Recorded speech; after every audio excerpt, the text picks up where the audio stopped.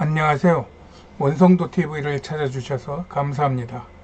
오늘은 섭리의 수리바퀴 66번째 사도 바울의 2차 선교 여행 그 첫 번째입니다. 성경 범위는 사도행전 15장 35절부터 16장 40절까지입니다. 사도행전 14장 28절에서 바울이 예루살렘 회의 이후 안디옥에 돌아가 오래 머물렀다고 합니다. 이 기간은 바울이 33세의 다메섹에서 회심 이후 갈라디아서 2장 1절에 14년을 계산하면 47세 정도가 되는 것입니다. 이 중에서 아라비아에 3년, 안디옥에 1년, 그 다음에 1차 선교 여행에 약 3년간의 7년 정도의 시간을 빼면은 나머지 7년 정도가 바울의 침묵 시간이라고 볼 수 있을 겁니다. 이것은 일반적으로는 이 모든 것을 포함한 바울의 1차 선교사 파송 때가 47세였을 것으로 보고 있는 것과는 좀 다른 이야기입니다.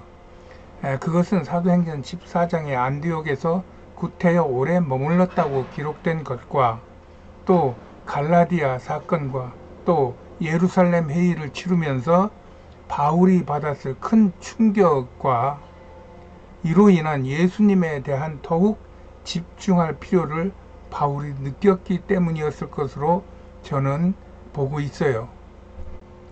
그는 자신의 신앙에서 유대교의 뿌리를 뽑고 온전한 예수 신앙의 원리를 터득하기 위하여 가족들이나 먼저 된 사도들과도 의논도 없이 오직 예수님만 바라보며 7년이라는 인고의 시간을 택했을 것으로 보는 것입니다. 이 유대교와 또 기독교 신앙이라는 이 두 가지의 개념은 손바닥과 손등만을 따로 강조하며 주장할 수는 없는 것이에요. 이것은 손바닥과 손등이 하나의 손이라는 것을 그것을 내 마음에 녹여 받아들여 가지고 종교와 신앙을 일체화시키는 작업인 것인데 이것은 인간의 노력 가지고 되기는 어렵습니다. 이는 하나님의 전권적인 역사나 본인의 뼈를 깎는 그 주님 앞에 드리는 그런 것이 있어야 되는데 바울에게는 이 두 가지가 다 있었던 것이 다메섹 회심 1차 선교 여행, 갈라디아서, 또 예루살렘 종교회의 이후 이 긴 침묵의 기간 동안에 광야에서 예수님과 함께하며 터득했을 것으로 저는 보고 있는 것입니다.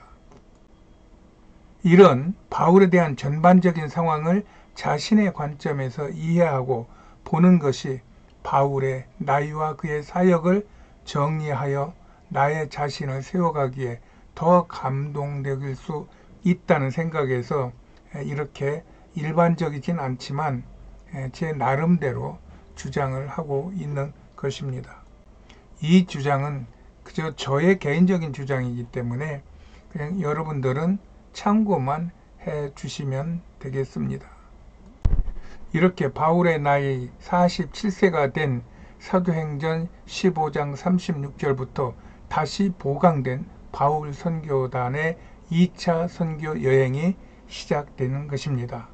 이때 바나바는 마가도 데리고 가고자 하나 바울은 14장에 밤빌리아에서 중도에 하차한 마가를 데리고 가는 것이 옳지 않다 하여 서로 심히 다투다가 피차 갈라서서 바나바는 마가를 데리고 배 타고 구브로로 가고 바울은 실라를 데리고 수리아와 길리기아를 거쳐 1차 전도 지역인 루스디아로 건너갑니다.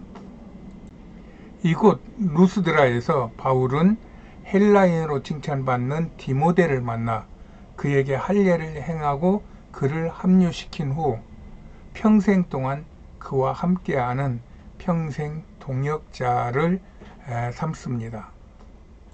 앞에서도 말했지만 이런 사람들과의 갈등, 동역자들과의 갈등, 다시 새로운 동역자의 만남 이런 것들을 인간적인 판단과 기준을 가지고 말할 수는 없다는 겁니다. 이것이 하나님께서 하나님의 나라를 세워 나가시고 또 영혼들을 구원해 나가시는 그의 섭리 안에서 하나님의 뜻에 순종하며 따라가는 것만이 우리의 본분이고 우리의 사명인 것을 깨닫고 어떤 일을 당하든지 간에 그 당한 일에 너무 몰입되지 말고 그 일은 그 일대로 하나님께서 지혜 주시는 대로 처리를 하고 앞으로 나아가는 것이 선교에서 아주 중요한 그런 자세로 저는 보고 있습니다. 왜냐하면 선교지에서 이런 일들이 많이 일어나기 때문이죠. 바울의 일행이 루스드라에서 갈라디아 땅을 거쳐 흑해 입구인 무시아 앞에 이르러 비두니아로 가려고 했었어요. 왜냐하면 비두니아에서 다시 돌아 내려오면은 안디옥으로 내려갈 수 있는 자기 나라의 전체적인 전역을 선교를 할 수 있기 때문이죠. 그러나 그것은 바울의 생각이었고 성령은 아시아에서 말씀을 더 이상 전하지 못하게 합니다. 그러니 지금 지도에서 보이는 무시아에서 비두니아로 못 가고 드로아로 지금 가고 있어요. 이 드로아가 예전부터 트로이로 불리며 전쟁이 끊이지 않아 승리의 여신 나이키가 이곳에서 살았다고 하는 것입니다. 그 밤에 환상이 바울에게 보여가지고 마케도니아 사람, 마케도니아라는 것은 지금 저쪽 유럽을 말하는 거죠. 마케도니아 사람 하나가 서서 그에게 청하여 가로되 마게도니아로 건너와서 우리를 도우라고 합니다. 바울이 이 환상을 본 후에 우리가 곧 마게도니아로 떠나기로 작정을 했는데 이는 하나님이 저 사람들에게 복음을 전하라고 우리를 부르신 줄로 인정했다고 그랬습니다.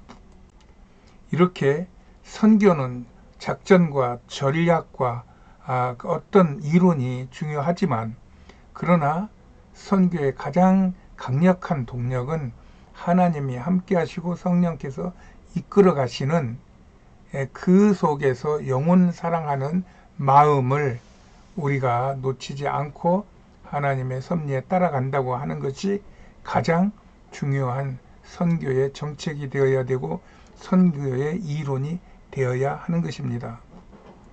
바울이 선교를 어떻게 따로 배웠는지는 모르지만 그는 선교를 하는 중에 분명히 비두니아로 가려고 했는데 성령께서 막는 것을 느끼고 그것을 인정하고 발길을 유럽 쪽으로 돌린 것입니다. 이렇게 선교는 하나님의 구원의 섭리에 따른 성령님의 역사인 것입니다. 이 당시 바울은 벌써 강력한 선교사로 많은 훈련과 연단과 영적 전쟁을 치룬 그러한 상태였어요. 그의 마음 같아서는 자신의 주국인 아시아 모두를 구원시키고 싶었던 것이 아시아에서 애를 썼다는 말에서도 읽을 수 있어요. 그러나 그것은 바울의 생각이었고 하나님의 섭리는 세계를 구원하시는데 바울을 쓰시겠다는 것입니다. 바울이 이것을 인정했다는 것입니다. 그리하여 바울의 뜻과는 상관없이 하나님은 바울을 유럽으로 인도하시는 겁니다. 바울은 신화에서 역사의 시대로 바꾼 트로이 전쟁에 있었던 드로아에서 배를 타고 나이키라는 승리의 여신이 산다는 사모드라게, 이 드라게가 트라키아로 나옵니다. 이 사모트라키아 섬에서 하루를 지내고 이튿날 네아폴리로 가고 거기서 유럽의 첫 성인 빌립보에 이릅니다. 이곳은 또 로마 초기에 브루터스와 옥타비아누스의 연합군이 맞붙어 옥타비아누스가 승리하여 로마의 공화정을 바꾼 빌립보 전투가 있던 지역이기도 합니다. 또 이곳은 그 전에 알렉산더 대왕의 아버지 빌립이 그의 이름을 따서 도시를 고대 트라키아 도시를 재건해서 만든 역사가 아주 유명한 그러한 지역입니다. 바울의 일행이 이곳에 며칠을 머물다 안식일에 기도처를 찾기 위해 문 밖 창가에 있는 여자들에게 말하였는데 두아디라 성의 자주장사로서 하나님을 공경하는 루디아라고 하는 한 여자가 그 복음을 들었어요. 그러자 주께서 그 마음을 열어 바울의 말을 청종케 하신지라 성경에 나오는 말씀입니다. 그러자 루디아에게 세례를 주고 루디아가 그의 집으로 바울을 인도하여서 그곳에서 예배하며 세계 선교의 첫 교회가 세워진 것입니다. 이 빌립보 교회는 이후 바울 선교 끝까지 바울의 선교를 지원하며 동역하는 선교 교회가 됩니다. 후에 이 사건을 기념하여 루디아가 빨래했다는 냇가에 세례터를 만들고 그 주변에 기념교회를 세우고 루디아가 살았다는 곳에 지금은 여관을 세워서 손님들을 받고 있어요. 여기서 빌립보 교회의 설립자 루디아를 알아봅니다. 그는 옷감에 자주색 염색을 하는 장사하는 천한 여인이었어요. 그가 지배계급인 로마인이 아니고 유대교를 섬기는 유대인이 될 수 없고 문명을 자랑하던 헬라인일 수가 없어요. 루디아는 그 당시 트라키아로 불렸던 그 지역의 원주민인 트라키아 여인이었어요. 집시들이 이거를 알아요. 그래서 루디아가 저 에베소 밑에 있는 두아디라라는 곳에서 왔는데 집시들은 그것이 아니고 이 드로아 지역에 두아디아라고 하는 그러한 지명이 있다고 자기네들은 주장을 해요. 그 먼 거리에서 그 옛날 2000년 전에 장사하는 한 여인이 장사하기 위해서 여기 수천 킬로를 여기까지 옮겨올 리가 없다는 얘기인데 저는 확실한 건 모르지만 집시들의 주장을 더 따릅니다. 그 지역의 원주민인 트라키아 여인인 루디아가 트라키아인이었다는 얘기입니다. 트라키아라는 말은 다음에 설명할 기회가 있으면 하겠지만 여러 이유로 역사에서 사라졌어요. 그리고 그들의 후예가 집시라는 이름으로 세상을 떠들고 있다는 것이 저의 주장입니다. 그리하여 트라키아나 집시라는 말은 위키피디아나 다른 자료들을 찾아도 대개는 근거가 없는 사설들로 채워져 있음을 보게 돼요. 지금 지도는 저 위키피디아 지도에 제가 필요한 것들을 이렇게 첨가한 것인데 이 노란색으로 되어 있는 이 부분이 그리스하고 터키하고 불가리아가 거기가 같이 맞물려 있는 지역인데 여기가 트라키아인들의 중심 지역으로 위키피디아는 표시하고 있어요. 그 대표적인 예로 지금 불가리아에는 우리나라의 장무 형식인 봉분묘가 3만 개 이상 전국도에 널려 있어요. 이것은 석관묘를 쓰는 일반적인 유럽 묘와는 다른 것입니다. 그리고 그리스 유적지보다 훨씬 먼저인 트라키아가 섬기던 바카스, 술의 신을 섬기던 페르페니콘이라고 하는 유적지가 빌립보와 가까운 불가리아에 있어요. 이 트라키아인들은 용맹하고 술 잘 먹고 노래 잘 부르고 말 잘 타고 산천을 뛰어다니며 용맹부족으로 이들이 원주민이었던 것이에요. 이 트라키아인들이 불가리아를 중심으로 터키, 그리스, 저 밑에 그리스 밑에 고린도까지 널리 흩어져 살았던 흔적이 많이 있다는 것입니다. 지금도 고린도에 가면 집시들이 관광지에서 기념품 가게들을 하며 사는 것을 심심치 않게 볼 수 있어요. 이런 트라키아인들이 알렉산더, 빌립보가 이런 로마의 용병으로 쓰였던 트라키아 장수들의 은퇴 후 정착지로 쓰였던 것이 역사의 기록입니다. 이 빌립보에서 트라키아 여인인 루디아에 의해 선교교회가 최초로 시작된 것입니다. 그 당시 바울 같은 정체성 없는 거지 집단 같은 선교팀을 누가 환대하여 집에 재우고 먹이며 그로부터 가르침을 받을 수 있겠습니까? 로마인, 헬라인, 유대인 어림없는 얘기입니다. 당시 대접받지 못했던 트라키아인인 루디아에게 성령이 감동하자 루디아가 바울의 일행을 거룩한 천사 군단으로 보고 그들을 환대하고 그들에게 배워 교회를 세운 것이고 이것이 바로 하나님의 섭리에 이루어지는 성령의 역사라는 것입니다. 그래서 그들의 후예인 집시들에게 이어져 그들은 지금도 글자도 없는 민족임에도 그들의 말을 잃지 않고 집시어를 사용하며 전 세계로 흩어진 채 지금은 약 2천만 명 정도가 전 세계에 살고 있어요. 나는 이것을 선교의 엄청난 자원으로 보고 있으며 성령의 역사가 여기에 임할 것을 기도하고 있습니다. 이런 빌립보 사역에 귀신의 역사가 일어나는데 그것은 귀신 들린 여종 하나가 점을 잘 쳐 그 주인에게 큰 돈을 벌어 주었는데 집시들에게 주술의 능력이 많이 있거든요. 그러나 이 어둠의 귀신 들린 자가 바울의 복음에 밀려 점괘가 안 나오니 바울의 일행을 심히 괴롭히다가 바울이 귀신을 예수의 이름으로 쫓아내버리는 이런 일이 벌어지는 것입니다. 그러자 그 종의 주인이 바울과 실라를 잡아 관원들에게 끌고 가 이상한 풍속으로 성을 요란케 한다며 고소하니 관원들이 그를 감옥에 가둬요. 그러나 그 밤에 바울과 실라가 기도하고 하나님을 찬미하니 우연히 큰 지진이 나서 옥토가 움직이고 문이 곧 다 열리며 바울과 실라가 옥에서 나오게 됩니다.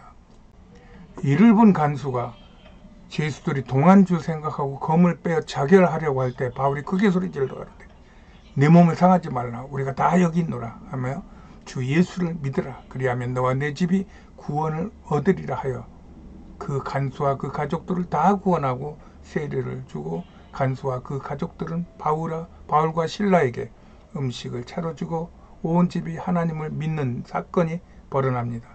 그러자 그 다음날 간수의 상관들이 이 모든 것을 확인하고 바울에게 평안히 가라고 하니 바울과 실라가 나와 루디아의 집에 잠깐 들렸다가 형제들을 만나보고 위로하고 다시 선교 여행을 떠납니다. 이 사건은 선교 역사의 유명한 사건일 뿐만 아니라 깊은 교훈이 있습니다. 우리가 아무리 깊이 알고 훈련을 해도 찬송과 기도 없이 선교의 역사에 성령이 역사를 빼놓고는 설명할 수 없는 하나님의 사역이 선교의 역사라는 것입니다. 이런 것들을 수없이 경험해 본 선교사들은 하나님은 얼마나 그의 백성들이 선교하는 것을 좋아하시는지 피부로 느낄 수 있어요. 또 그런 선교 현장을 직접 주관하시는지를 알 수 있어요. 이렇게 영혼 구원을 위한 하나님의 관심은 우리를 위하여 그의 아들 예수 그리스도를 내어 줄 만한 관심인 것입니다. 우리가 그 일에 헌신을 한다면 하나님의 주목을 받아 그의 삶에 하나님의 큰 보호와 인도 속에서 하나님의 큰 영광을 볼 것을 담대히 전할 수 있는 것이 선교입니다. 우리가 모두 선교에 관심을 갖고 기도하고 보내고 또 나가고 하는 그러한 그리스도인의 삶에 충성을 다하면 하나님은 반드시 우리를 사용하여 그의 나라를 세우고 영혼을 구원시키는 영광의 사명을 이루실 것입니다. 오늘도 하나님께서 여러분과 함께 하시기를 간절히 바라며 오늘은 여기까지 하겠습니다. 안녕히 계세요.